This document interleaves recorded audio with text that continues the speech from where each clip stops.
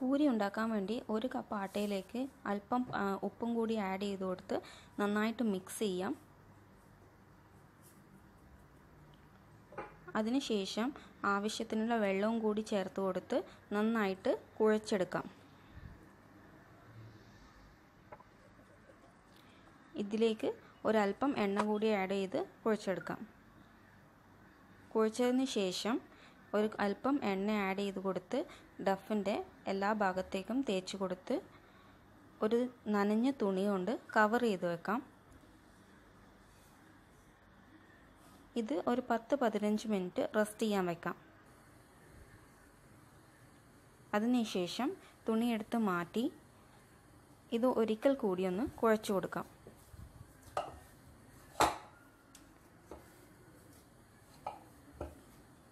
അതിനുശേഷം ചെറിയ ബോൾസ് ആക്കി മാറ്റാം.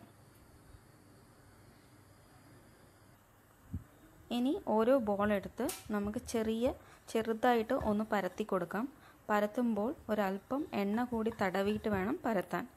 അത് ഇതിന് ബോർഡിൻ്റെ മുകളിൽ സ്റ്റിക്ക് ചെയ്യാതിരിക്കാൻ വേണ്ടിയിട്ടാണ്, ഒട്ടിപ്പിടിക്കാതിരിക്കാൻ വേണ്ടിയിട്ടാണ് എണ്ണ തേച്ച് കൊടുക്കാൻ പറയുന്നത്. ഇനി ഇത് ഓയിലിട്ട് നമുക്ക് ഫ്രൈ ചെയ്തെടുക്കാം. ഒരു ഭാഗം പൊങ്ങി വന്നതിന് ശേഷം അടുത്ത ഭാഗത്തേക്ക് മറച്ചിട്ട് കൊടുക്കണം. രണ്ട് ഭാഗവും നന്നായിട്ട് കുക്കായതിന് ശേഷം നമുക്ക് എണ്ണയിൽ നിന്ന് എടുത്ത് മാറ്റാം. ഇനി ഇതിലേക്കുള്ള കറി തയ്യാറാക്കാം. അതിനുവേണ്ടി 2 ഉരുളക്കിഴങ്ങ് ചെറുതായി മുറിച്ചത്, ഒരു സവാള, ഒരു 3 പച്ചമുളക് ചെറുതായി അരിഞ്ഞത്, ഇതെല്ലാം കൂടി നമുക്കൊരു കുക്കറിലേക്ക് ഇട്ട് കൊടുക്കാം.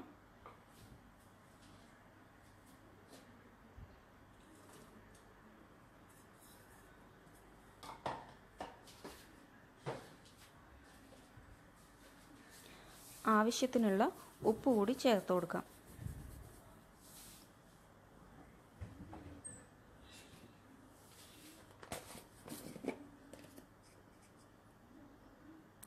അര ടീസ്പൂൺ മഞ്ഞൾപ്പൊടി ചേർത്ത് കൊടുക്കാം.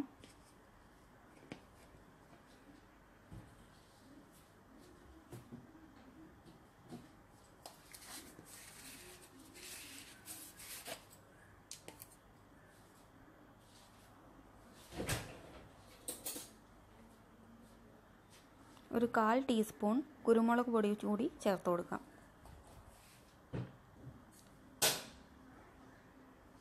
ഇനി ആവശ്യത്തിനുള്ള വെള്ളം കൂടി ചേർത്ത് കൊടുത്തതിന് ശേഷം കുക്കർ അടച്ച് വെച്ച് 3 വിസിൽ വരുന്നത് വരെ വെയിറ്റ് ചെയ്യാം.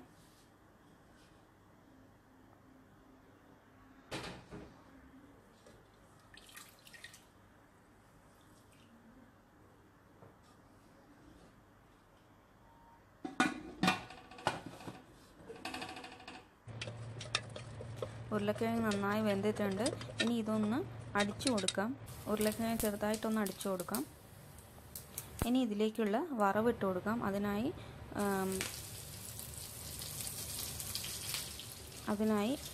എല്ലാ സീഡ്സും ഇട്ട് കൊടുക്കാം. കുരുമുളക്, കടുക്, ജീരകം, പിന്നെ കറിവേപ്പിലയും കൂടി ഇട്ട് കൊടുത്ത് നന്നായി ചൂടാക്കിയതിന് ശേഷം കറിയിലേക്ക് ആഡ് ചെയ്ത് കൊടുക്കാം.